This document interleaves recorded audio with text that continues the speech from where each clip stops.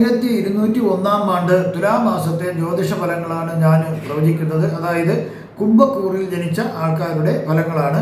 അവിട്ട നക്ഷത്രത്തിൻ്റെ അവസാന പകുതി ഭാഗവും ചതയ നക്ഷത്രവും പൂരുട്ടാതി നക്ഷത്രത്തിൻ്റെ ആദ്യത്തെ മുക്കാൽ ഭാഗവും ചേർന്നതാണ് കുംഭക്കൂർ എന്ന് പറയുന്നത്. 18-10-2025 മുതൽ 16-11-2025 വരെയുള്ള ഒരു മാസ കാലയളവിലെ പ്രവചനങ്ങളാണ് നടത്തുന്നത്. 18-10-2025 രാത്രി 9:35 ഗുരു മിഥുനം രാശി വിട്ട് കർക്കിടകം രാശിയിലേക്ക് ചേരുന്നു. അത് പുണർന്നം നക്ഷത്രത്തിലാണ് ചേർച്ച നടക്കുന്നത്. എല്ലാവിധ സുഖ സമ്പൽ സമൃദ്ധിയും ആയുസ് ആരോഗ്യ സൗഭാഗ്യങ്ങളും ആണ് ഇതിൽ കാണുന്നത്. വീട്ടിലേക്ക് ആവശ്യമുള്ള ഉപകരണങ്ങൾ വാങ്ങാൻ സാധിക്കുന്നു. വാഹനം വാങ്ങാനും സ്വർണം വെള്ളി മുതലായവ ലോഹങ്ങൾ വാങ്ങുന്നതിനും ഭാഗ്യം ലഭിക്കുന്നു. രഹസ്യ സ്വഭാവം പുലർത്തുന്നതും ആരോടും തുറന്നു പറച്ചിൽ നടത്തുന്നതും അവസാനിപ്പിക്കുകയായിരിക്കും നല്ലത്. അല്ലെങ്കിൽ കാര്യതടസ്സങ്ങൾ ഉണ്ടാകേണ്ട സാധ്യത കാണുന്നുണ്ട്. ബന്ധുക്കളുടെ കൂടിച്ചേരലുകൾ ഉണ്ടാകാം. പല വിധത്തിലും ധനലാഭം പല വഴിക്കും പ്രതീക്ഷിക്കാം.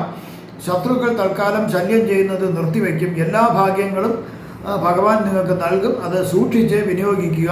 വീടോ സ്ഥലമോ വാങ്ങുന്നതിന് സാധിക്കുന്നു. ചില ഗ്രഹങ്ങളുടെ മോശം രാശിയിലുള്ള സഞ്ചാര നിമിത്തം മോശഫലങ്ങളും ഉണ്ടാകാൻ സാധ്യത കാണുന്നു. അതായത് അന്യ സ്ത്രീകൾ നിമിത്തം പുരുഷന്മാർക്കും അന്യ പുരുഷന്മാർ നിമിത്തം സ്ത്രീകൾക്കും മാനഹാനി ധനനഷ്ടം എന്നിവ വരേണ്ട സാധ്യതയുണ്ട്. അതുകൊണ്ട് വളരെ സൂക്ഷിച്ചൊക്കെ ഇടപെടുക.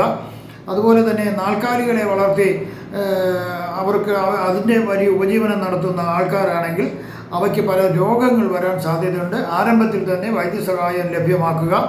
വീട് പണി നടത്തുന്നവർ ഓരോ ഘട്ടത്തിലും അതിൻ്റെ പൈസ ചിലവായതെല്ലാം കണക്ക് കൂട്ടി പോകണം. അത് അശ്രദ്ധ കാണിച്ചാൽ ധാരാളം നഷ്ടം വരേണ്ട സാധ്യത കാണുന്നുണ്ട്. ഏഴര ശനിയുടെ കാലമാണ്. അതിൻ്റെ ദോഷങ്ങൾ വന്നേക്കാം. ശരീരത്തിന് ബലക്കുറവ് അനുഭവപ്പെടാം. കൈയും കാലിനൊക്കെ ബലക്കുറവ് അനുഭവപ്പെടാം. നീർവീഴ്ച ഉണ്ടാകേണ്ട സാധ്യതയും കാണുന്നുണ്ട്. തീപിടുത്തം ഉണ്ടാകാതെ ശ്രദ്ധിക്കണം. അന്യദേശവാസം അല്ലെങ്കിൽ അന്യ സംസ്ഥാനത്തേക്കുള്ള യാത്രയും ഉണ്ടാകാം. ഉദര സംബന്ധമായ അസുഖങ്ങൾ വരാൻ സാധ്യതയുണ്ട്. ദഹന പ്രശ്നങ്ങളോ അല്ലെങ്കിൽ വയറുവേദന, അൾസർ, അസിഡിറ്റിയൊക്കെ വരേണ്ട സാധ്യതയുണ്ട്. അതൊക്കെ ഒന്ന് ശ്രദ്ധിക്കുക. കണ്ണിന് ചില പ്രശ്നങ്ങൾ വരേണ്ട സാധ്യതയുണ്ട്. അതുപോലെ നല്ല ഗ്രഹങ്ങളുടെ ദശാസന്ധിയാണ് നടക്കുന്നതെങ്കിൽ തീർച്ചയായിട്ടും നല്ല ഫലങ്ങൾ പ്രതീക്ഷിക്കാം. മോശഗ്രഹങ്ങളുടെ ദശാസന്ധിയാണെങ്കിൽ മോശഫലങ്ങളും പ്രതീക്ഷിക്കാവുന്നതാണ്. ഒരു കുടുംബത്തിലെ എല്ലാ അംഗങ്ങൾക്കും നല്ല ഗ്രഹങ്ങളുടെ ദശാസന്ധിയാണ് നടക്കുന്നതെങ്കിൽ തീർച്ചയായിട്ടും പ്രതീക്ഷിച്ചതിൽ കൂടുതൽ ഗുണഫലങ്ങൾ ലഭ്യമാകാം. നേരെ മറിച്ച് മോശഗ്രഹങ്ങളുടെ ദശാസന്ധിയോ ഗ്രഹപകർച്ചയോ ആണ് നടക്കുന്നതെങ്കിൽ അത് മോശഫലങ്ങൾ പ്രതീക്ഷിക്കാവുന്നതാണ്.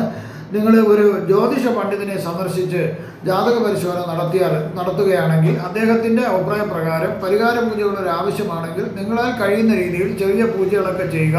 അത് ദോഷങ്ങളൊക്കെ മാറ്റാവുന്നതാണ്. നിങ്ങൾക്ക് വാസ്തുപരമായോ മുഹൂർത്തപരമായോ പൂജപരമായോ ഒക്കെ ഉള്ള കാര്യങ്ങൾക്ക് എന്നെ ഫോണിലോ വാട്സപ്പിലോ ബന്ധപ്പെടുക. നിങ്ങൾക്ക് ഈ തുലാമാസത്തിൽ സർവ്വവിധ സുഖ സമ്പൽ സമൃദ്ധി ദീർഘായുസ് ആയുസ് ആരോഗ്യ സൗഭാഗ്യങ്ങൾ ഭഗവാൻ നൽകുമാറാകട്ടെ എന്ന് ഞാൻ പ്രാർത്ഥിക്കുന്നു. നന്ദി, നമസ്കാരം.